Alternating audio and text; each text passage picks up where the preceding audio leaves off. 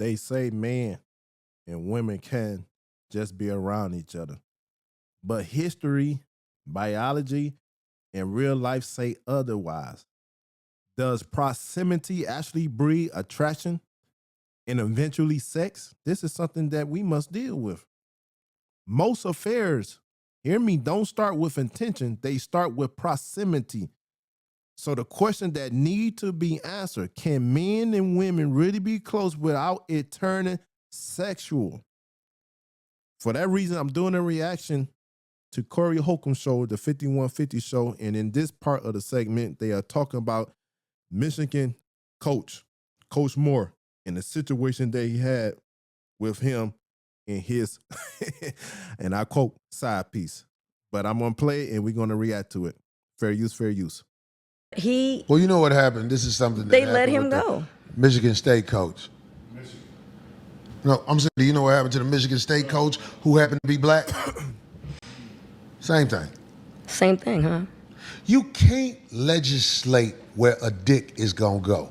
Well, you are foul for trying to do that. We are out here. We are human beings, and if proximity is part of the picture, dick is going in some pussy. At a $34.3 million for 5 years, but now he can't get the rest. He only got 6.1. So, but this is what's not being said. It's a lot of money to if jeopardize. You are around a woman, you can smash. Nobody's saying this. How are you gonna legislate what's gonna naturally happen between two human beings? If I'm around a woman, do you see how good I look? Oh, what these hoes love me, boy? That's why I can laugh when people joke on me and do stuff like that. When people joke on me and all that, I laugh with them. But I'm telling you something, man. And this is something that needs to be put in stone. If a real motherfucker around your bro, she is gonna be hypnotized by him. I need to hear what he's saying. This is this is true.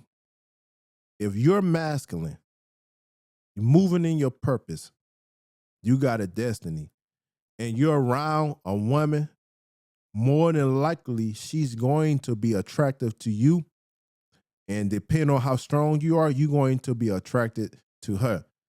That's why this notion about men and women can be friends is a lie big time. Because like he pointed out, proximity breeds attraction. And some digging stick is going to be going into some guts. And a lot of people don't want to talk about this. Like you said, a lot of people don't want to deal with this. This is why back in ancient times, men and women that worked together, they kept things separated because they understood this. That men and women around, there going to be some type of attraction. And depending on how wicked the guy is, some type of unrestrained lust inciting itself. And this is going to happen. And I tell you time and time again, I'm an advocate for the scripture. When you go look at Sirach chapter 9, they talk about this. How that you can't be looking upon another man's woman. You can't be looking upon another man's beauty because you're going to be deceived thereby. And love is kindled as a fire. I want you to think about that. It's over in Sirach chapter 9, right? Around the 8th and 9th verse. It even goes talk about don't be sitting down with other women that's not your wife because lust is going to be incited. Love is going to be kindled. And when you're hanging around a woman long enough, especially if she's attractive, you're going to breathe some type of attraction towards her. And if you a man, no matter if she got a boyfriend or not, no matter if she got a husband or not, whatever you want to tag the guy as, it don't matter. She going to build some type of emotional attachment to you, and you're going to be able to hit it. This is just the reality a lot of people don't want to accept. Okay? Don't want to accept. And you guys out here that's simps, you guys out here that's weak, you guys out here that's not doing anything with your life, I don't understand why you want a woman, especially what you consider a baddie. Because you got to understand, your baddie going to be around a lot of men. And if you're not up to par, you don't think she's going to fall victim to hypergamy? You don't think hypergamy is going to kick in? Being in close proximity to a man that got more than you and you are not on your purpose, you're not doing what you're supposed to do, you don't think that ain't gonna happen to you? Yes, it will. Yes, it will. We are living in very, very different times. Days of uncertainty. And a lot of you guys be putting all your eggs in one basket and you get hurt because you got the one-nighters. You get hurt because you have, or should I say, don't have an abundant mindset, but have a scarcity mindset. And this out here is dangerous. It's dangerous. Women and men being around each other, close proximity. I'm telling you. Okay, I'm telling you from experience. Okay? And I'm not telling you from experience on being on the negative side. I'm telling you from experience from being around other guys' women. I'm telling you from the experience. Oh, man. Oh, let's go. One of the top ranking. And because he had money, that made him real in them girls' eyes. Mm-hmm. Not the real on our end. See, on our end, like, you got feminists talking crazy about us, but a motherfucker who ain't got nothing but a backpack and a 94 Chevy putting his dick in her mouth. All them feminist bras. What was the one bra used to be on the internet? Cynthia G. Got pregnant by a motherfucker who ain't got nothing up to date in his life. So all the feminists talk crazy, get smashed by guys who ain't on nothing. The feminists or the women that's into feminism, they are the biggest whores. They are the biggest 304s. They are the biggest harlots. Right? That's why they push feminism.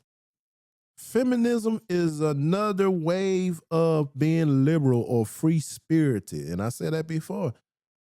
Okay? And feminism is all about competing with a man, being able to do what a man can do as a woman. And it don't work like that. And a lot of these women don't realize that feminism has sold them a lie and have defeated and destroyed them until they up in their 40s and until they up in their 50s. But by then it's too late. It's too late. But back on this Sherrone Moore thing, or whatever, Sherrone Moore, yeah. He's an emotional guy. Oh, that's scary. Yeah, that was scary. Yeah, When I saw him when Harbaugh got suspended, when he was coaching in Michigan, he was like, Coach, y'all did coach like that. I was like, he was crying. Oh. You saw that, Phil? What? When Coach Harbaugh, when he was the coach in Michigan, and they suspended him, he was like, I was like, okay. Ooh, so he's an scary. emotional guy. So can you imagine a man, like just give me this second right here. Can you imagine an emotional man who's black, or some people say he's Trinity? Look, he got it right there with him crying. Dog, do you know men who cry in public have no power over vagina? I cried in front of old bitch one time, but yeah, that shit, bitch. I mean, he's right. How you An cry? emotional man is a powerless man. A man should not be emotional. It's the difference between showing emotion and being emotional. When you're emotional, you're nothing but a female in a man's body. And because of that, you're able to be manipulated and controlled by the dynamics of others. They're able to pull the strings on your heart and have you do what they want you to do. You're no longer a voice. You're no longer masculine. So emotional men are powerless men. Because a coach is gone. I mean, I might cry if somebody I love happens to them, or I mean, well, let me make sure I get this right. A crying emotion can happen, but I'm saying, like, when I saw him crying on national TV, I was like, now that's how you get a job. Yeah. Well, he got a white wife, and then he got a white side chick. Right, So he out there in Michigan living it up. He was the head coach, and as soon as I saw him as the head coach, I knew, I was like, he does not fit that job. He's out on bond now. Look, they got a coach who's the longest tenured coach in the NFL, and all ESPN does is talk about, oh, he should get fired. And he's made the playoffs every year he's been there. Coach Tomlin And for the what Pittsburgh a lot of you so-called Steelers. black men don't realize this. Even in corporations, these businesses, the government jobs, when you have a higher up position, the spotlight is on you all that much more. Okay? So you got to walk a straight line because they're looking for something to get rid of your ass. And a lot of you guys, you still fail to realize this. I'm not making no excuse. I'm not, no. This is just the reality. So if you want a high position in a corporation or in a business or in a government or even with these entertainment, if you want a high position, you best to believe the spotlight is going to be on you. They're going to be watching you every move, every detail. You better dot every I and cross every T. That's why we push for men to be on their purpose. We push for men to build their own. You don't have to worry about this, but when you're dealing with this society, when you're trying to be big within the parameters of the matrix, this is what you got to expect. And a lot of guys, and when I'm speaking about guys, I'm speaking to you so-called black guys. A lot of you guys, you want sympathy when you get in that position and you try to, make comparisons to your counterparts, the so-called white man saying, where they able to get away with, you're not him. Until you realize that you're not him. You're living in different times. You're living in a society that's oppressive. You're not him. So stop trying to compare yourself where they able to get away with it. Stuff don't happen to them. This baloney. Okay? I'm not saying it's okay, but what I am saying, since you know this is the case, walk the straight and narrow way so you don't lose the bag. This is all I'm saying. You can sit up here all day, well, this person, they don't wait this or this. You're not them. You're not them. And because you know this, they're not going to give you a safe place to land. They're not going to be sympathize. They're not going to sympathize with you or show you no empathy when you mess up. And since you know this, why get in that position and mess up? Huh? Even if you want to have somebody on the side, or even you're going to make sure you're not emotional and make sure you pay your way. Let's get some more of this. When I see these black coaches, I feel so sorry for them because they have to get the job while they can get it, right, but they're judged on a different scale. So the coach at Michigan State went down the same way this coach went down, over nothing. Yeah. Now, when he went to the girl house and threatened to kill himself, if that's true, you see he's an emotional guy. Yeah, he's charged with breaking and entering, home invasion, and stalking. That's not no excuse. He's an emotional guy. The quarterback from Minnesota did what the coach told him not to do, anyway, when he danced in the end zone. Coach Moore is an emotional guy, and at the end of the day, as I gave you the question in the beginning, do proximity breeds attraction and eventually lead to sex? The answer is yes. The answer is yes. Simple as that. But anyway, go check out this podcast. Corey Holcomb doing this thing. All right. Peace.